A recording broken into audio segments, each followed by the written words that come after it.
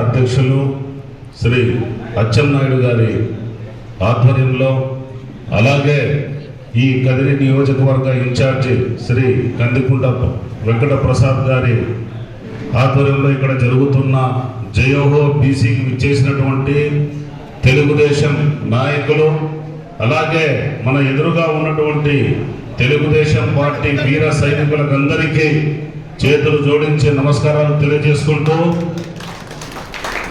ఈరోజు నాకు చాలా గర్వంగా ఉంది. ఎందుకంటే నేను చాలా ఏరియాలో తిరుగుతుంటా. ఈ కదిరి నియోజకవర్గంలో బీసీ నాయకులలో ఉన్న ఫైర్ను నేను నిజంగా చెబుతున్నాను, ఇంతవరకు నేను ఎక్కడా చూడలేదు.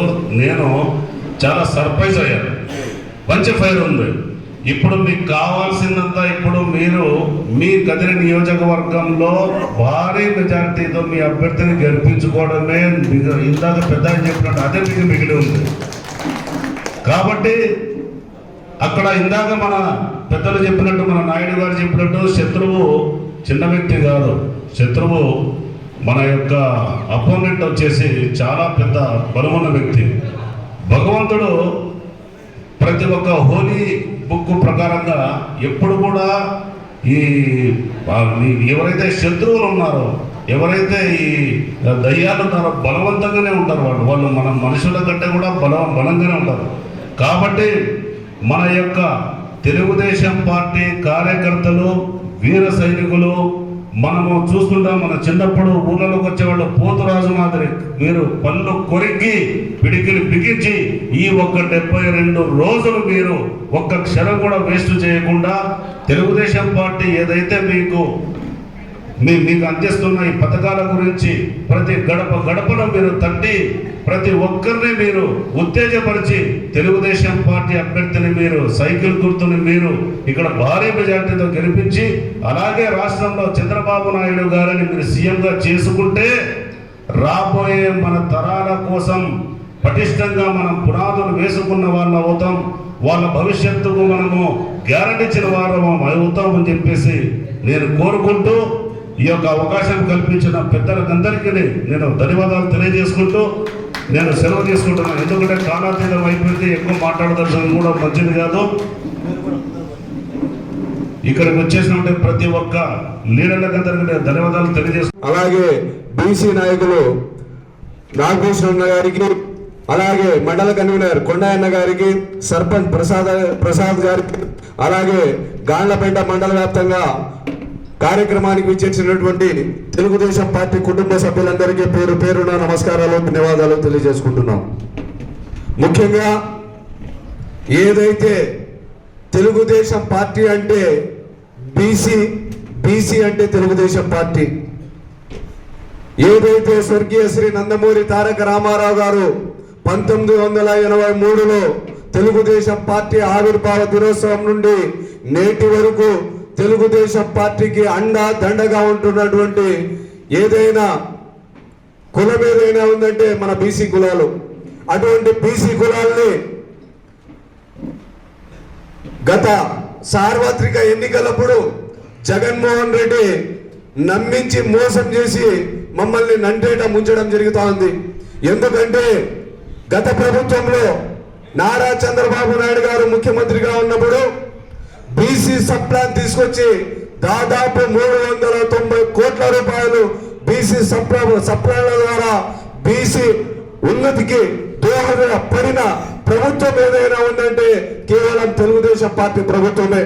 అటువంటి బీసీల్ని ఏదో విధంగా డైవర్ట్ చేయాలని చెప్పేసి గత సార్వత్రిక ఎన్నికల్లో జగన్మోహన్ రెడ్డి తన మాయమాటలతో ప్రభుత్వం ఏర్పాటు చేసుకొని ముఖ్యమంత్రి అయిన తర్వాత బీసీ సప్లాన్ని తీసేయడం జరిగింది.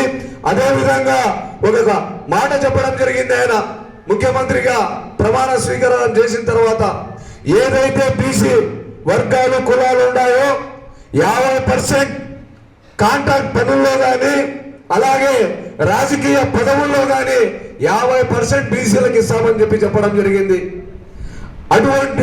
అటువంటి మాయమాటలు చెప్పిన ముఖ్యమంత్రి కేవలం తమ సామాజిక వర్గానికే పెద్దపీట వేశాడు తప్ప బీసీలని నట్టంట ఉంచిన పార్టీ ఏదైనా ఉందంటే అది కేవలం వైఎస్ఆర్ సిపి పార్టీ కేవలం జగన్మోహన్ రెడ్డి మాత్రమే.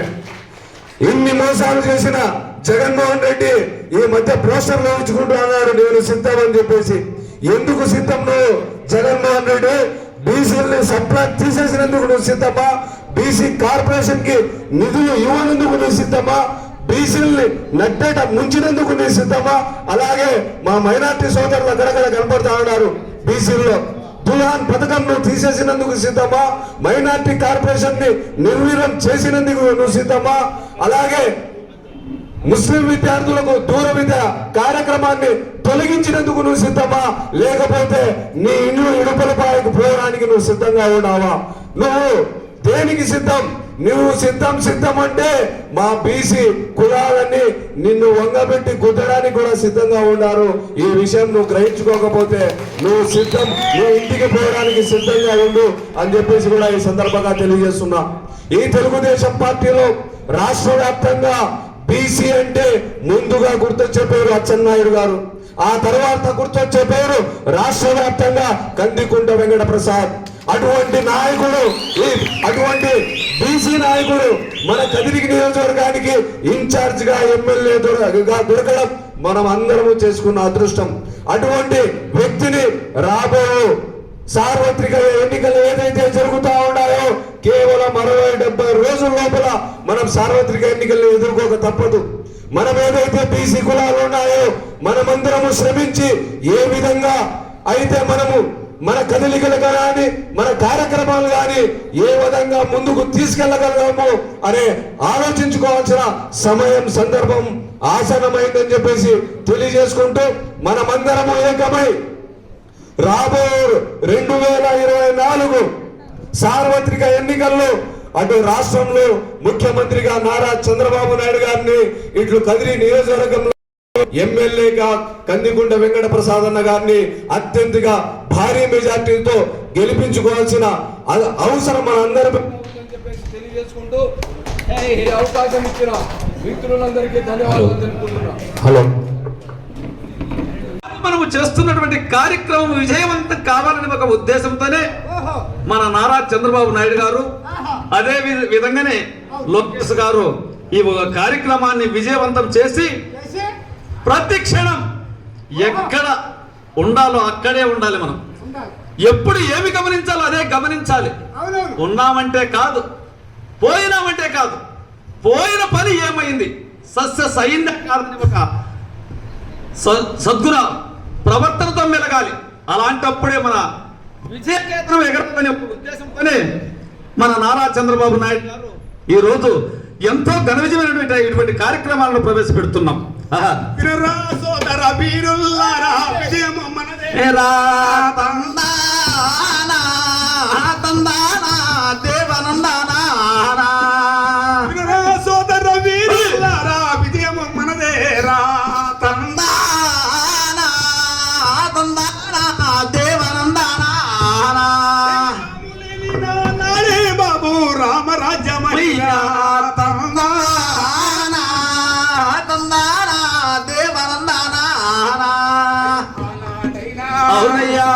శ్రీరామచంద్రుడా అయ్యో రాజ్యమేలనా, అవునయ్యా.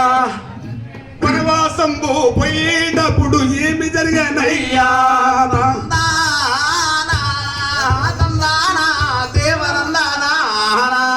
అయితే ఆనాడు కైకకి ఇచ్చిన మాటతో దశరథ మహారాజు భరతునికి పట్టాభిషేకం కట్టాలని ఒక ఉద్దేశంతోనే అలాంటి శ్రీరామచంద్రుడు అడవుల పాలు భరతుడు పరిపాలన చేయాలన్నారు. ఆనాడు ఈ భారతదేశం ఎలా పేరు పడిందంటే నాడే బాబు భారతదేశమురా,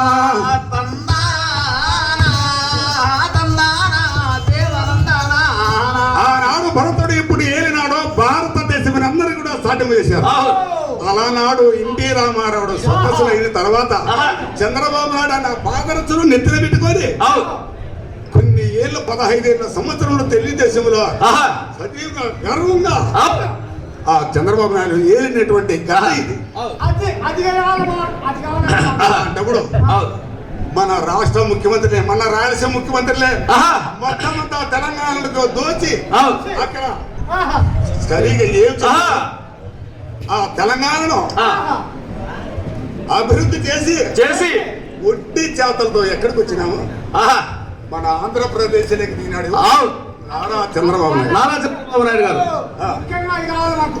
అదేంటో నాకు బాగా నిజంగా చెప్తుంది. చెప్పానైనా చెప్పేనైనా. తన తండ్రి మాట జవదాటకుండా ప్రజలే దేవుళ్ళని అవును. ఆయన చెప్పుతూ ఆ. ఈ ఆంధ్రప్రదేశ్లోకి కట్టుగొడలతో వచ్చి అక్కడ అమరావతిని ఆహా, స్థాపించాడు, స్థాపించి శంకుస్థాపన చేశారు. చేశారు.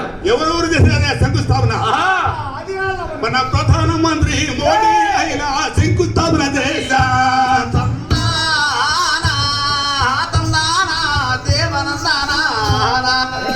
అవునయ్యా, ప్రతిపక్షంలో ఉన్నప్పుడు అవును, మన ముఖ్యమంత్రి జగన్మోహన్ రెడ్డి గారు అవును, ఓకేని అందరి కూడా ఓకే అని చెప్పాడు. ఆహా, ఇదే మన అమరావతి, ఆ.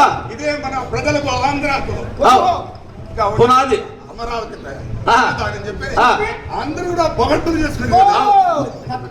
ఆహా, అదేదో కాస్త అవును, అలాంటప్పుడు ఆహా, ఆయన 2019 ఎన్నికలు వచ్చిన తర్వాత ఆహా, ఒక్క మాట, అవును, ఒక్క అవకాశం ఆ, కనీసం అని ప్రతి ఒక్క బిడ్డకు, ప్రతి ఒక్క తల్లికి, ప్రతి ఒక్క నాన్నకు, ప్రతి ఒక్క తాతకు ముద్దులు, చీవుడు ముద్దులు పెట్టారు. ఆహా, శివుడి ముద్దులు పెట్టాడా? పెట్టిన తర్వాత ఆహా, బాగా గెలిచేసేయా, అవు, బ్రహ్మాండంగా గెలిచేసా. ఆ, ఆ, వాళ్ళ పంచాయతీ వాళ్ళు, అవును. వీళ్ళ పంచాయతీ వీళ్ళు. ఆ. ఏదో ఒకటి సీమిడి తీసేసేదో, అవును. లేదంటే కళ్ళు తుడిచేసేదో, లేదంటే కన్నీరు తీసేసేదో. ఏడిసేదో. ఏదో ఉంటాయి కదా. ఆ, అలాంటప్పుడు పాదయాత్ర చేసేటోడు ప్రతి ఎక్కడికి అడ్డం లేని హామీలు ఇచ్చేశాడు, ఇచ్చేశాడు, దిక్కు లేనటువంటి హామీలు ఇచ్చాడు. హామీ ఇచ్చాడు. కానీ ఇప్పుడు హామీలు ఏమి జరుగుతున్నాయి? అమరావతి రాజధాని ఏమి జరుగుతున్నాయి? ఏమి జరుగుతుంది? ఏమి జరుగుతున్నాయి? ఏమి జరుగుతుంది? 3 రాజధానులని కాపురం చేస్తున్నాడు. 5 మూడు రాజధానుల ఉండా ఇప్పుడు కూడా 3 రాజధానులు. ఇక్కడ ఎక్కడ? విశాఖపట్నం ఒక రాజధాని, అమరావతి ఒక రాజధాని, కర్నూలు హైకోర్టు రాజధాని, 3 రాజధానులు ఇప్పుడు కూడా మేమేమి చేయలేదన్నది కదా. అదేంటి నువ్వు తెలుసుకోవాలయ్యా. అవునా? ఆ. అదే. ఆ. రాజధానిని పేరు పెట్టి మరి ఎన్నో పథకాలు నేను చేస్తానని చెప్పి చెప్పి మరి అబ్బో. అమ్మఒడి, నాయన గుడ్డి, నాయన పుట్టి నాడు 50 రూపాయలు ఉన్నటువంటి మందు కొట్టం ఆహా. 150 రూపాయలకి కొని తాగితే ఆహా. ఆ మందు ఏం బిడ్డలు పిల్లలు ఇంటికి మరి అవును. యో, ఆ. విషం. అది ఆ పని చెప్పుకుంటున్నా ఆహా. నాకు మాలం పడుతుంది. అవునవును. ఆ. వెళ్ళిన పనికి ఆ. రోజు తగలాలి ఇంట్లో. అవునా? రోజు తగలాలి. అదే విధంగానే మన చంద్రబాబు నాయుడు గారు మహానుభావుడు. 5 కోట్ల ఆంధ్రులకు కన్న తండ్రి లాంటి వాడు ఆ మహానుభావుడు. ఆయన ఎలాంటి వాడు, ఆయన సద్గుణం ఎటువంటిదంటే సీమ కుట్టినా కూడా తమ బిడ్డలకు కుట్టినేమో అనేటువంటి మనసత్వం కలిగినటువంటి మహనీయుడు, మహానుభావుడు. ఆ చుక్కల్లో చంద్రుడం ఈ విధంగా ఆహా. 3 రాజధానులు చెప్పి అవును. విశాఖ ఒక రాజధాని, రాజధాని రాజధాని అవును కర్నూలు ఆ. కోర్టు రాజధాని అని చెప్పారు. చెప్పారు. విశాఖ ఏమైతే ఏమైపోయింది? వెంకటప్రసాద్ అన్న గారి ఆధ్వర్యంలో జరుపుకుంటున్నాం. జరుగు బీసీ, మా బీసీలకు జరుగుతున్న అన్యాయాల గురించి మా బ్యాటింగ్ బావ సోంపాలెం నాగభూషణ అన్న వివరించారు. 2019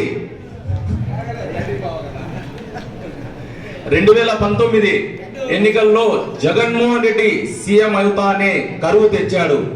కరువుతో పాటు కరోనా తెచ్చాడు.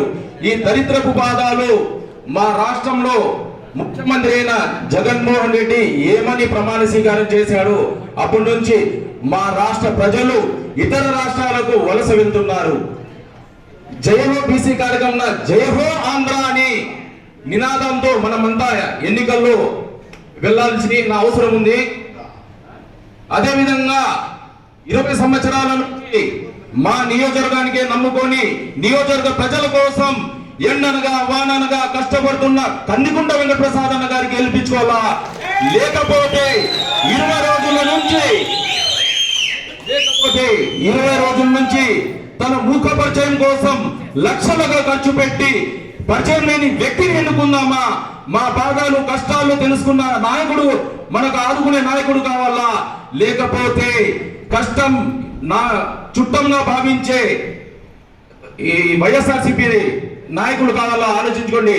రాబోయే 24 ఎన్నికల్లో ఖచ్చితంగా మనమంతా ఐక్యమత్యంతో పనిచేసి నారా చంద్రబాబు నాయుడు గారికి ముఖ్యమంత్రి చేసుకొని, అలాగే మా నియోజకవర్గ అభివృద్ధి కోసం పోరాడుతున్న మా నాయకుడు కందికుంట వెంకటప్రసాద్ గారికి గెలిపించుకోవాల్సిన అవసరం ఉందని తెలియజేసుకుంటూ ఈ అవకాశం ఇచ్చిన పెద్దలందరికీ ధన్యవాదాలు. తెలుగుదేశం పార్టీ కుటుంబ సభ్యులందరికీ పేరు పేరున హృదయపూర్వక నమస్కారాలు తెలియజేసుకుంటున్నాం. ముఖ్యంగా కదిరి నియోజకవర్గం అభివృద్ధి చెందాలంటే కందికుంట వెంకటప్రసాద్ను ఎమ్మెల్యే చేసుకోవడం ఒకటే మన ముందున్న మార్గం. మనమందరం కూడా ఒక సైనికుల్లాగా పనిచేసి 2024 ఎలక్షన్లో కందికుంట వెంకటప్రసాద్ను ఎమ్మెల్యేగా గెలిపించుకున్నామని ప్రతి ఒక్కరికి తెలియజేసుకుంటున్నాను. ఇక్కడున్న ప్రతి ఒక్కరూ కేవలం మీ ఓటు వేసి పని అయిపోయింది అనుకోకుండా మీతో పాటు ఒక్కొక్కరు 10 కుటుంబాలను ప్రభావితం చేసి అందరితో ఓట్లు వేయించి గెలుపు అందే వరకు విశ్రమించదని కోరుకుంటూ సెలవు తీసుకున్నాను. జై తెలుగుదేశం.